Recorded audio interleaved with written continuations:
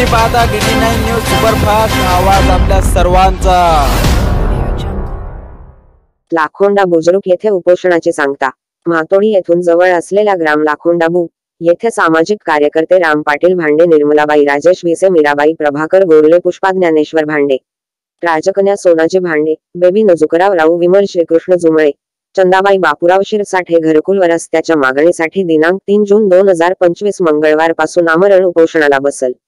हे मात्र होते दिनांक 5 जून 2025 गुरुवार रोजी गोपाल भाऊ दातकर, जिल्हा प्रमुख शिवसेना तथा माजी जिल्हा परिषद सदस्य तलाठी कार्तिक वानखडे, ग्रामपंचायत सचिव गणेश गवळी, गजानन वानखडे, माजी पंचायत समिती सदस्य रामचंद्र घावट, नितीन घावट, बाळकृष्ण भिसे व गावकरी मंडळी यांचे उपस्थितीत उपोषणकर्त्याचे लिंबू सरबत देऊन उपोषणकर्त्याच्या ज्या मागण्या होत्या त्या मागण्या तलाठी कार्तिक वानखडे, ग्रामपंचायत सचिव गणेश गवळी व गोपाल भाऊ दातकर यांनी उपोषणकर्त्याच्या मागणीचे आश्वासन दिले आहे व उपोषण सोडले।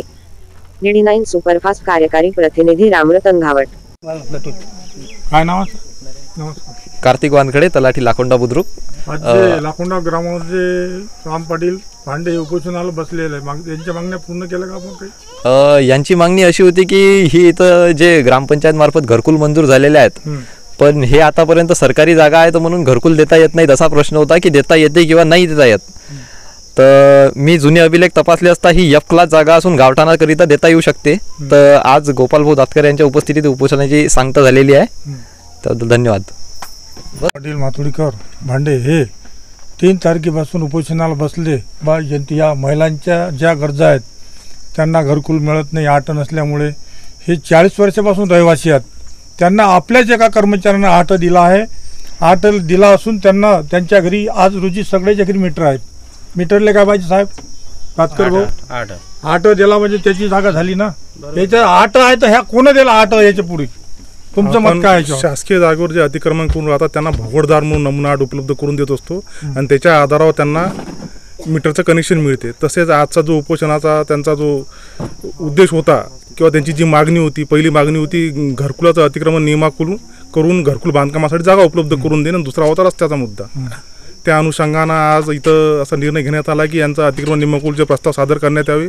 यापूर्वी ही जागा E क्लास आहे म्हणून आम्हाला महसूल विभागाकडून माहिती मिळाली होती, महसूल अधिकारी यांच्याकडून, पण त्यांनी आज इथं हजर होऊन सदर जागेचे F क्लास जागा असल्याबाबत 7 बार इथं सादर केले, त्यानं निदर्शनास आणून दिले आणि त्या अनुषंगानं मग असा निर्णय घेण्यात आला की याच्यातून आपण अतिक्रमण नियमाकुलचे प्रस्ताव सादर करावा वरिष्ठाकडे आणि ते अतिक्रमण नियमाकुल करून त्यांना घरकुल बांधकामासाठी जागा उपलब्ध करून देण्यात यावी। आणि दुसरा विषय होता रस्त्याचा। रस्त्यासाठी इथं 7 लाख रुपये जिल्हा परिषद शेष फंडामधून मंजूर असून त्याचे बांधकाम पुढच्या आठवड्यात चालू होईल। ठीक आहे, धन्यवाद। रस्त्यात काय काय आपण का टाकणार? मग रस्त्या कशाचा? सिमेंटचा रस्ता? सिमेंट कॉन्क्रीट रस्ता आहे, 7 लाख काय सिमेंट कॉन्क्रीट रस्ता आहे। 8 दिवसात लाईट आहे? तिकडे लाईट आहेत। आज जे उपोषणाला आपण भेट दिली, या भेटी दरम्यान आपण आपले एकूण काय सजेशन दिलं? गेल्या अनेक वर्षापासून हे ग्रामस्थ या ठिकाणी राहतात आणि ही जागा F क्लास आहे। F क्लास जागा असताना जर त्यांना नियमित घरकुलासाठी नियमाकुलचे प्रस्ताव पाठवले जात नसतील तर हे अत्यंत चुकीचं आहे। जेव्हा काल मला माहिती पडली की बाबा इथं महिला उपोषणाला बसलेत, म्हणून मी काल रामसोबत संपर्क साधला आणि त्याला सांगितलं की मी उद्या येतो। तेव्हाच मी तहसीलदारांशी बोललो, BDOंशी बोललो आणि त्यांना सांगितलं की या लोकांचा प्रश्न आपल्याला सोडवणं गरजेचं आहे। म्हणून आज इथं आल्यानंतर जेव्हा हे पाहिलं तर F क्लासची जागा आहे, पहिली E क्लासची होती सांगत होते, पण आता इथं पाहिल्यानंतर F क्लासची आहे। त्यामुळे यांचे नियमाकुलचे प्रस्ताव मंजूर करण्यास काहीच हरकत नाही। आणि लगेच तहसीलदारांशी बोलून, BDOंशी बोलून आणि SDOंशी सुद्धा बोललो आणि येत्या 8 दिवसात यांचे नियमाकुलचे प्रस्ताव होऊन यांचे घरकुल बांधकामास सुरुवात होऊ शकते। आपला राज्य प्रगत असताना नियमाकुलचे प्रस्ताव मंजूर करण्यासाठी किंवा त्यांची जे मालकी हक्काची जागा आहे, गेल्या अनेक वर्षापासून 40-50 वर्षापासून हे लोक इथं राहतात। मग हे 50 वर्षापासून हे लोक इथं राहत असताना जर त्यांची जागा मालकीची नाही तर मग या विभागाचे जे कर्तव्यदक्ष आमदार आहेत, जे विकास पुरुष स्वतःला म्हणतात, ते या सर्वसामान्य लोकांना त्यांचे हक्काचे घरं त्यांच्या नावानं करू शकले नाही। इतकी ही दुर्दैवाची बाब आहे।